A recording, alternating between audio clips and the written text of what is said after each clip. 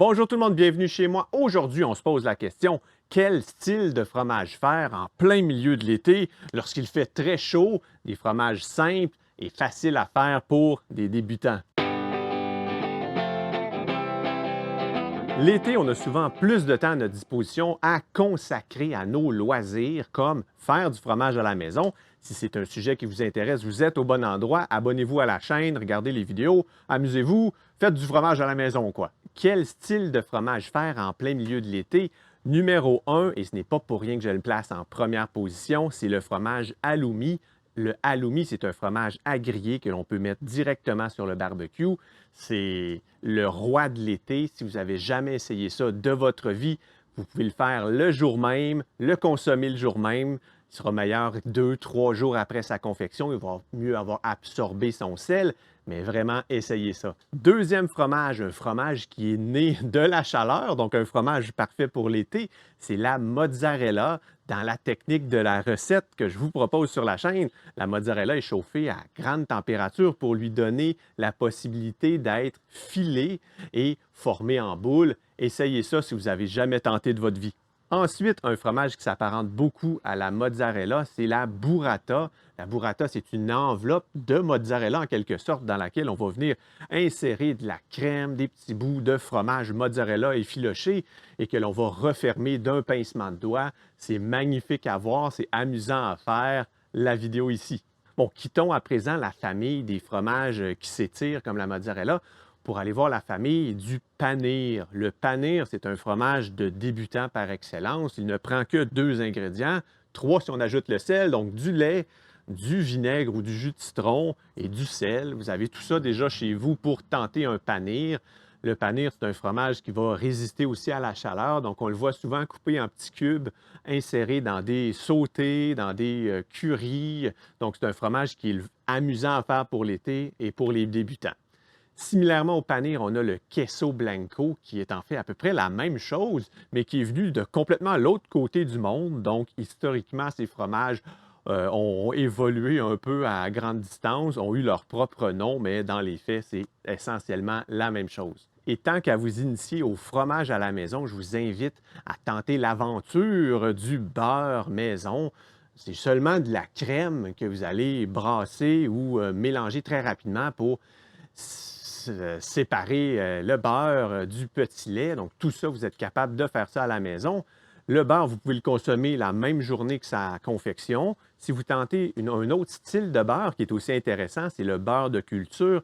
Eh bien, pour celui-là, vous allez devoir attendre le lendemain pour donner le temps aux cultures bactériennes de transformer votre beurre. Et si vous avez la patience d'attendre au lendemain de la journée de la recette pour déguster vos fromages, je vous en offre quelques autres exemples ici. Premier exemple, un fromage à la crème. Le fromage à la crème pensé à la marque commerciale Boursin avec des herbes, de l'ail. Donc un fromage à tartiner sublime. Ça se fait très bien à la maison. Je vous mets sans doute une vidéo à quelque part ici. Un style similaire, le petit suisse, bien connu en France, à peu près inexistant ici au Québec où je me trouve. Eh bien, le petit suisse, c'est le même style qu'un fromage à la crème. On va laisser les cultures bactériennes développer le lait durant une nuit et puis c'est le lendemain qu'on va passer à l'action pour faire le moulage, nos formes de petits suisses. Et tant qu'à avoir maîtrisé la technique pour faire des petits suisses, eh bien, lancez-vous dans les faisselles fait maison. C'est très, très, très similaire et le résultat va vous ouvrir quelques portes supplémentaires. Ici, des faisselles au Québec, on n'en a absolument pas, ça n'existe pas ou très peu. Et ce qu'on consomme beaucoup, c'est le yaourt ou le yogourt, comme on dit ici. Le yogourt, c'est très, très, très facile à faire. Si vous avez une source de chaleur, du lait, du yogourt déjà existant que vous allez pouvoir prendre pour inoculer votre yogourt de création du jour, attendre la nuit pour consommer tout ça pour les prochaines semaines. C'est très simple à faire, tentez ça. D'autres produits laitiers que vous pouvez transformer, consommer le lendemain, on peut penser à la crème fraîche. La crème fraîche, c'est tellement simple à faire. Ou le fromage mascarpone. Fromage mascarpone, je n'achète plus jamais ça au magasin. C'est tellement facile à faire. De la crème, du jus de citron et c'est à peu près tout si je me souviens bien. Et c'est tellement coûteux à acheter. Les tiramisu au café en plein été, mascarpone maison, c'est un pur délice. Jusqu'ici, on a abordé des fromages qui étaient relativement simples et faciles à faire. Je vais progresser dans la vidéo sur des styles un petit peu plus complexes, mais vraiment, si moi je suis capable de les faire avec ma maladresse légendaire, je suis certain que vous êtes capable aussi à la maison. Le premier de cette catégorie, c'est le fromage feta. Quoi de mieux en plein été qu'une salade grecque avec des cubes de fromage feta fait maison? Ça va faire fureur, c'est certain. C'est assez simple à faire en plus. Vous aurez besoin de la vidéo de la recette pour vous donner un peu les pistes, les techniques, la recette comme telle, mais seulement 3 jours d'affinage. En fait, c'est un affinage dans une saumure. Vous n'aurez pas besoin d'équipements spécialisés comme des frigos d'affinage à la maison, par exemple. À présent, si vous avez fait tous les styles que je vous ai mentionnés dans cette vidéo, eh bien d'abord, bravo, mais ça vous ouvre la porte sur tellement d'autres choses. Je vous donne un exemple de fromage un peu plus technique, mais qui est tellement bon, je prononce toujours très mal son nom, c'est le fromage Buteur-Cazeur. Je vous mets le nom à quelque part ici. C'est un fromage qui ne prend que 4 semaines d'affinage. C'est un pur délice. Sérieusement, c'est un bon premier fromage de type intermédiaire à tenter parce qu'on est rapidement récompensé. 4 semaines, c'est quand même très court comme affinage. Bon, nous sommes en plein milieu de l'été, mais vous voyez peut-être des événements s'approcher de vous, comme le temps des fêtes, par exemple, le jour de l'an.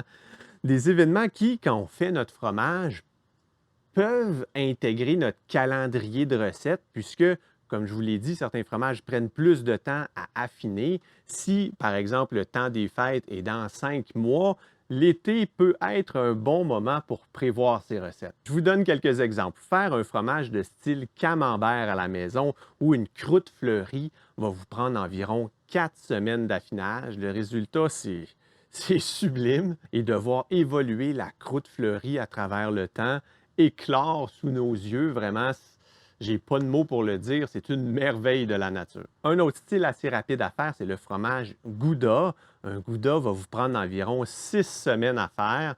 Ça va vous initier aussi à une technique qui s'appelle le lavage du cahier. Allez voir la vidéo, vous allez comprendre de quoi je parle. Si vous avez beaucoup de temps à votre disposition en plein milieu de l'été, ça peut être une bonne occasion de tenter un fromage de style cheddar. Le cheddar a à l'intérieur de sa confection une technique qui s'appelle la cheddarisation. Ça doit valoir très cher au Scrabble, mais c'est une technique qui prend un peu plus de temps, mais qui va développer le goût caractéristique du fromage cheddar. Habituellement, il faut prévoir une bonne journée de travail pour le faire. Et le cheddar, je ne vous apprends rien, se consomme après 3 mois, 6 mois, 12 mois, 5 ans. C'est un fromage qui peut rapidement devenir une sorte d'animal de compagnie de votre frigo d'affinage. À chaque fois que vous ouvrez la porte, vous dites « Bonjour, mon petit cheddar de 2 ans, 6 mois et 3 jours. On va se manger à tes 5 ans. » On va se manger. Et pour épater toute la galerie, un fromage avec des trous à l'intérieur. Les trous sont formés par des cultures bactériennes qui vont libérer du gaz à l'intérieur du fromage, créant ces poches d'air ou de trous à l'intérieur. Un fromage comme ça, on peut penser au fromage Jarlsberg. C'est des fromages qui sont relativement rapides à faire en plus. En termes d'affinage, seulement 6 semaines et vous allez déjà pouvoir avoir un fromage dans votre assiette. Si, comme moi, faire du fromage à la maison vous intéresse, je vous mets 2 vidéos juste ici. Cliquez, on se retrouve de l'autre côté. Je suis certain que vous allez apprendre quelque chose de nouveau. D'ici là, tout le monde, prenez soin de vous. Bel été et à la prochaine. Bye bye.